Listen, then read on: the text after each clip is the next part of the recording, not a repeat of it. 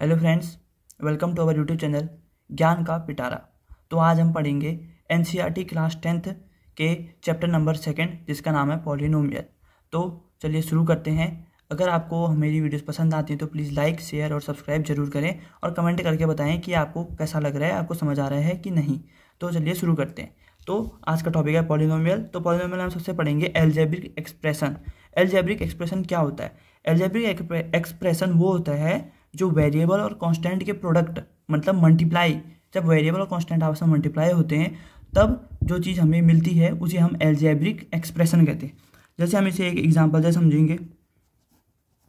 Example है हमारा, जैसे क्या कहते हैं हमने, वेरिएबल्स क्या होते हैं। पहले आपको एग्जांपल में यही बताते हैं कि वेरिएबल्स क्या होते हैं। वेरिएबल्स ऐसे होते हैं जिनकी जो वैल्यू है वो हमेशा बदलती रहती है। जैसे एक्स, वाई, ए, बी, कोई भी इंग्लिश अल्फ़ाबेट जो भी होते हैं वो सब वेरिएबल होते हैं। जैसे हम एक्स को 1 भी ले सकते हैं, एक्स को 2 भी ले सकते हैं, जैसे वाई को सेम 3, 4 कुछ भी ले सकते हैं। तो जिनकी वैल्यू हमेशा बदलते रहती है उनको कहते हैं वेरिएबल्स। और जो दूसरा होता है कांस्टेंट। कांस्टेंट क्या होता है? कांस्टेंट वो होते हैं जिनकी वैल्यू सिर्फ एक चीज़ होती है। जैसे 1 की वैल्यू 1 ही रहती है, 1 की वैल्यू 2 तो नहीं होती है। तो 1, 2, 3, 4 ऐसे जितने भी नंबर्स होते हैं, चाहे वो -1 में ही क्यों ना हो, -2 में ही कितना हो, वो सारे जो नंबर्स होते हैं वो कांस्टेंट होते हैं। ठीक है, जिनकी वैल्यू चेंज नहीं होती है वो कांस्टेंट होते हैं, जिनकी वैल्यू चेंज होती रहती है वो होते हैं वेरिएबल्स। ठीक है, तो अब हमको एक एल्जेब्रिक एक्सप्रेशन बनाते हैं। तो एल्जेब्रिक एक्सप्रेशन कैसे बनेगी? हमने पकड़ लिया एक वेरिएबल x और एक कांस्टेंट पकड़ लिया 1, तो ये हमारा ये बना x। ये हमारा एक एल्जेब्रिक एक्सप्रेशन है, ये हमारा एक एल्जेब्रिक एक्सप्रेशन हुआ। ठीक है, अब हम इसी को कुछ थोड़ा सा बड़ा बनाए तो हमने ले लिया y इंटू 2 प्लस, या फिर माइनस कुछ भी ले सकते हो, 3 इंटू बी। तो 2y प्लस 3b जो ये बना, ये भी हमारा एक एल्जेब्रिक एक्सप्रेशन है। एल्जेब्रिक एक्सप्रेशन है जिससे हम मैथ में आगे अपने क्वेश्चन को सॉल्व करते हैं। ठीक है, तो जो वेरिएबल्स क्या होते हैं जिनकी वैल्यू हमेशा बदलती रहती है, और कांस्टेंट क्या होते हैं जिनकी वैल्यू सेम रहती है, बदलती नहीं है, फिक्स रहती है। तो अब आपको समझ में आ गया कि एल्जेब्रिक एक्सप्रेशन क्या होता है। अब नोट करने वाली चीज़ यहाँ पर क्या है? नोट करने वाली चीज़ ये है कि एल्जेब्रिक एक्सप्रेशन कितनी भी बड़ी हो सकती है, मतलब उसमें सिर्फ एक या दो टर्म नहीं होती है, वो कितनी भी बड़ी हो सकती है। जैसे मैं आपको यहाँ पर 3-4 एग्जाम्पल लिख देता हूँ। 2x प्लस 3y एक एग्जाम्पल हो गया, 4x plus 6y plus 7z ये भी एक एग्जाम्पल हो गया। जैसे हो गया 3a plus 2b plus c plus x plus y plus m plus 4, ऐसे ऐसे आगे को बढ़ते जाओ। ये कितनी भी बड़ी हो सकती है, इसमें ये नहीं कि इसमें एक ही होगा, 2 होगा, 3 होगा ना। ये एल्जेब्रिक एक्सप्रेशन होता है कितना भी बड़ा हो सकता है। ठीक है, तो आपको ये समझ में आ गया होगा। अब हम जो पढ़ेंगे अगला पॉइंट वो पढ़ेंगे कोएफिशिएंट। कोएफिशिएंट क्या होता है? ये सारे जो टॉपिक हैं ये आपके लिए बहुत इंपॉर्टेंट हैं, क्योंकि ये अभी जो भी आप चैप्टर में आगे को एक्सरसाइज करेंगे उसमें ये आपके लिए हेल्पफुल होंगे। ठीक है, तो अब हम पढ़ेंगे कोएफिशिएंट। कोएफिशिएंट क्या होता है? जैसे मैं आपको एक सीधे एग्जाम्पल से सिखाता हूँ। ये हम एक एग्जाम्पल लिखते हैं 3x प्लस 4y। अगर हम यहाँ पर लिखेंगे कोएफिशिएंट ऑफ x, ठीक है, तो कोएफिशिएंट वो होता है जिस नंबर के साथ जो मल्टीप्लाई में होता है। ठीक है, जैसे यहाँ पर x के साथ मल्टीप्लाई में 3 तो x का कोएफिशिएंट हो जाएगा 3। वैसे सिमिलरली कोएफिशिएंट ऑफ y जो होगा वो होगा 4, क्योंकि 4y के साथ जो है ये 4 है। जैसे हम और एग्जांपल ले लेते हैं, x² equal to 4 plus 4y², तो इसमें x का कोएफिशिएंट क्या हो गया? 1 हो जाएगा, क्योंकि इसके हाथ कुछ नहीं है, जब कुछ नहीं होता है तो 1 इंटू कर देते। 1x² कितना है? वो x² ही होता है, तो x का कोएफिशिएंट 1 हो जाएगा और y का कोएफिशिएंट कितना हो जाएगा? 4। तो ठीक हो गया। अब हम आगे को बढ़ते हैं। अब हम क्या करेंगे? अब हम जो चैप्टर का नाम है मेन पॉलिनोमियल्स, अब हम पढ़ेंगे कि पॉलिनोमियल क्या होता है। ठीक है, तो पॉलिनोमियल क्या होता है? पॉलिनोमियल तो हम पढ़ेंगे पॉलिनोमियल क्या होता है। तो अब दोस्तों हम पढ़ेंगे पॉलिनोमियल्स। अभी तक हमने पढ़ा कोएफिशिएंट क्या होता है। कोएफिशिएंट आपको समझ में आ गया होगा, x का कोएफिशिएंट 3 होता है, जो मल्टीप्लाई में होता है वो कोएफिशिएंट होता है। ठीक है, अब हम पढ़ेंगे पॉलिनोमियल क्या होता है। पॉलिनोमियल एक एल्जेब्रिक एक्सप्रेशन होता है जिसका एक्सपोनेंट रेशनल नंबर होता है। रेशनल नंबर आपको पता है जिनको हम P अपॉन Q के फॉर्म में नहीं, मतलब जो रेशनल नंबर होता है वो सिंपल होते हैं, 1, 2, 3, 4 इस टाइप से। ठीक है, ठीक है, जो एक्सपोनेंट क्या होता है? एक्सपोनेंट x का स्क्वायर इक्वल टू, इसका एक्सपोनेंट होगा 2। ये एग्जांपल है कि जो x का स्क्वायर है, इसका अगर हम कहेंगे x का एक्सपोनेंट कितना होता है वो होता है 2, वैसे ही x का क्यूब होगा तो उसका एक्सपोनेंट कितना होगा? 3। मतलब जो पावर होती है उसको ही हम एक्सपोनेंट कहते हैं। ठीक हो गया। अब हम जैसे मैं आपको एग्जांपल लिख के दिखाता हूँ, एग्जांपल से आप जल्दी समझेंगे। एग्जांपल, पॉलिनोमियल क्या होती है? एक अलजेब्रिक एक्सप्रेशन की एक बड़ी इक्वेशन होती है जिसको आप कैसे भी लिख सकते हैं। जैसे एक मैं लिख देता हूँ 3x² + 4y + 2, ये एक हमारी इक्वेशन हो गई। इसमें जो एक्सपोनेंट है वो कितना है? 2। यहाँ पर लिख देता हूँ मैं एक्सपोनेंट कितना है? एक्सपोनेंट 2। मतलब इस पूरी इक्वेशन में जो सबसे ज़्यादा पावर होगी 2, वही हमारा एक्सपोनेंट होता है। देखो y की पावर 1 है और x की पावर 2 है, तो दोनों में से बड़ा कौन है? 2, तो हमारे एक्सपोनेंट कितना होता है? 2। और ऐसे ही हमारे और एग्जांपल भी हो सकते हैं, जैसे 4x + 2, ये भी एक हमारे पॉलिनोमियल है। और 3x³ + 4x² + 2x + 1, यहाँ पर हमारा ये भी हमारा एक पॉलिनोमियल हो सकता है। तो आपके बहुत सारे एग्जांपल है। मतलब यहाँ पर मैं ETC लिख रहा हूँ, इसका मतलब ये है कि कितनी भी पॉलिनोमियल बन सकते हैं। ऐसा नहीं है कि 2 ही पॉलिनोमियल है, 3 ही ना, बहुत सारी, बहुत ज़्यादा अलजेब्रिक एक्सप्रेशन होते हैं जिन्हें हम पॉलिनोमियल के तरीके से लिख सकते हैं। ठीक है, अब हम आपको बताएंगे डिग्री ऑफ पॉलिनोमियल क्या होता है। ठीक हो गया। अब हम पढ़ाएंगे डिग्री ऑफ पॉलिनोमियल। जैसे मैंने आपको बताया कि एक्सपोनेंट क्या होता है किसी चीज़ का, तो वही सेम चीज़ वही है। डिग्री ऑफ पॉलिनोमियल क्या होती है? डिग्री ऑफ पॉलिनोमियल होता है हाईएस्ट पावर या फिर highest exponent in the equation. Exponent में आपके समझने के लिए पावर भी लिख दे रहा हूँ, क्योंकि कॉमन लैंग्वेज में हम पावर ही कहते हैं। Highest exponent in the algebraic equation. तो जैसे मैं यहाँ पर एक इक्वेशन लिखता हूँ एग्जांपल के लिए, 4x³ + 2x² + 2। तो यहाँ पर इसकी जो डिग्री ऑफ पॉलिनोमियल क्या होगी? वो होगी, डिग्री लिखेंगे यहाँ पर, डिग्री क्या होगी? वो होगी 3, क्योंकि इसमें जो सबसे बड़ी पावर है वो है 3। और वैसे ही मैं अगर दूसरा एग्जांपल लिखता हूँ, 4x की पावर 4 + 5x की पावर 9 + 2x की पावर 11, अगर हम इसकी कहें, इसकी डिग्री क्या होगी? तो सोचिए क्या होगी इसकी डिग्री? तो इसकी डिग्री होगी 11। क्यों? इस पूरी इक्वेशन में जो सबसे ज़्यादा पावर है वो 11 है, किसी की भी। चाहे मैं एक एग्जांपल आपको ये भी बता देता हूँ, देखो 5y की पावर 4 है + 6x की पावर 7 है + 2। अब यहाँ पर आप सोचोगे कि डिग्री क्या होगी यार, क्योंकि यहाँ पर y है, यहाँ पर x, ऐसा कोई नहीं है। ठीक है, क्या कहते हैं कि जो पूरी इक्वेशन में जो भी बड़ी होगी वही डिग्री होगी।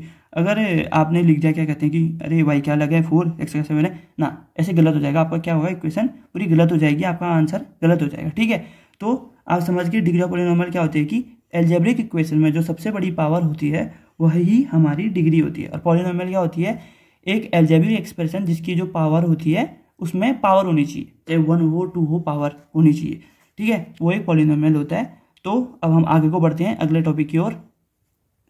तो दोस्तों अभी हमने पढ़ा था कि पॉलिनोमियल क्या होता है। अब हम पढ़ेंगे कि टाइप्स ऑफ पॉलिनोमियल क्या होते हैं और कितने प्रकार के होते हैं। यहाँ पर जैसे मैंने लिखा है, टाइप्स ऑफ पॉलिनोमियल होते हैं 2 टाइप के। ठीक है, एक तो होता है नंबर ऑफ टर्म्स के आधार पे, नंबर ऑफ टर्म्स मतलब 1 टर्म है, 2 टर्म है, 3 टर्म है, कितनी टर्म है, उस टाइप से इसको क्लासीफाई किया जाता है। और दूसरा होता है डिग्री ऑफ पॉलिनोमियल, मतलब उसमें कितनी पावर है, 1 पावर है, 2 पावर है, 3 पावर है, ऐसे इसको अलग अलग तरीके से हमने इसको क्लासीफाई करके पढ़ेंगे। ठीक है, तो आप कह रहे होगे ये कहाँ पर आएगा? एक्सरसाइज में धीरे धीरे करके आपको, ये पूरी बुक में धीरे धीरे करके आपको यूज में आएंगे। तो जल्दी जल्दी से इसको शुरू करते हैं। तो पहले हम करते हैं कि on the basis of number of terms, मतलब अब हम ये देखेंगे कि नंबर ऑफ टर्म्स के अकॉर्डिंग कितने, on the basis of number of terms types of polynomial के टाइप कितने होते हैं। ठीक है, तो जल्दी से हम इसको पढ़ते हैं। अब तो इसका जो पहला टाइप होता है वो होता है मोनोमियल। मतलब नाम ही में मोनो है, मतलब मोनो मतलब एक, सिर्फ एक, मतलब जिस ऐसे ही polynomial, those polynomial which have single term, those polynomial which have 1 term, ऐसे पॉलिनोमियल जिसमें सिर्फ एक टर्म होगी उसको हम मोनोमियल कहेंगे। अब जैसे मैं आपको एग्जांपल से बता देता हूँ।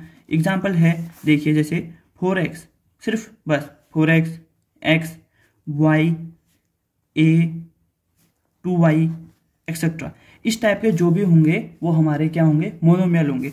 वो पावर में भी हो सकते हैं, जैसे x² भी हो सकता है, ये सिर्फ हमारे मोनोमियल होंगे। ठीक है, अब हम इसका दूसरा पार्ट पढ़ते हैं नंबर टर्म्स के ही बेसिस पे। तो दूसरा होगा बाइनोमियल।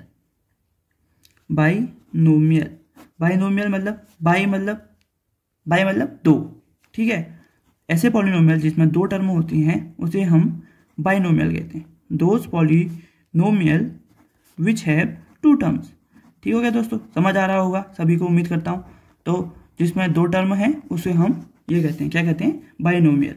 तो हम यहाँ पर एग्जाम्पल से आपको समझाते हैं। जैसे हो गया 6y² + 9, ये हो गया, इसमें दो टर्म है, देखो एक ही टर्म है, दो टर्म जिसमें होंगी वो हमारा होगा बाइनोमियल। ठीक हो गया। अब हम इसके और एग्जाम्पल पढ़ते हैं, जैसे 4x + 6, 9x + 8 एक्सेट्रा, जिसमें सिर्फ दो ही टर्म होंगी उसको हम कहेंगे बाइनोमियल पॉलिनोमियल, और जो जिसमें सिर्फ एक टर्म होगी वो मोनोमियल होगा। अब इसका जो थर्ड पार्ट होता है उसे हम कहते हैं ट्राइनोमियल। अब देखिए, अब नाम से समझ गए होंगे, ट्राइनोमियल मतलब जिसमें तीन टर्म होते हैं उसको हम कहते हैं ट्राइनोमियल। अब यहाँ पर लिखेंगे हम दोज पॉलिनोमियल जिसमें कितनी टर्म होती हैं, तीन टर्म हुई है, those polynomial which have three terms, तो उसको क्या कहेंगे, ट्राइनोमियल। ठीक हो गया। तो अब जैसे हम एग्जांपल लिख लेते हैं इसका फटाफट से। इसका एग्जांपल हो गया 2x² + 4x + 1, एक एग्जांपल ये हो गया। और एग्जांपल 2x² + 4y + 2, ऐसे जिसमें सिर्फ तीन टर्म होंगी। देखिए 1 2 3, जिसमें सिर्फ तीन टर्म होंगे उनको हम ट्राइनोमियल कहेंगे, जिनमें टू टर्म होंगी बाइनोमियल, जिसमें वन टर्म होगी उसको हम कहेंगे बाइनोमियल। टाइप्स ऑफ पॉलिनोमियल पढ़ा हमने, नंबर ऑफ टर्म्स के आधार पे कितने होंगे इसमें, 1 2 3, मोनोमियल, बाइनोमियल, ट्राइनोमियल। तो आपको समझ में आ गया होगा। अब अगली तरफ बढ़ते हैं। चलो अब हम इसका दूसरा पार्ट पढ़ते हैं। डिग्री ऑफ पॉलिनोमियल के अकॉर्डिंग कितने टाइप्स का पॉलिनोमियल होते हैं। जो पहला टाइप होता है लीनियर पॉलिनोमियल, मैं बस लीनियर लिख रहा हूँ। इसमें यह होगा कि दोज हु हैव डिग्री 1, ऐसे पॉलिनोमियल जिनके पास सिर्फ एक डिग्री होगी वो होंगे पॉलिनोमियल। एग्जाम्पल से समझ लेते हैं क्या होते हैं।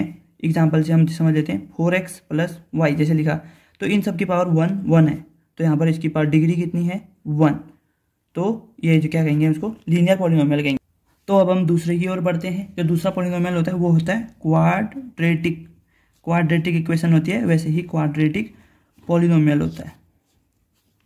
क्वाड्रेटिक नाम है, क्वाड है मतलब दोज जिसमें दो डिग्री होगी, जिसकी जो मैक्सिमम पावर होगी 2 होगी।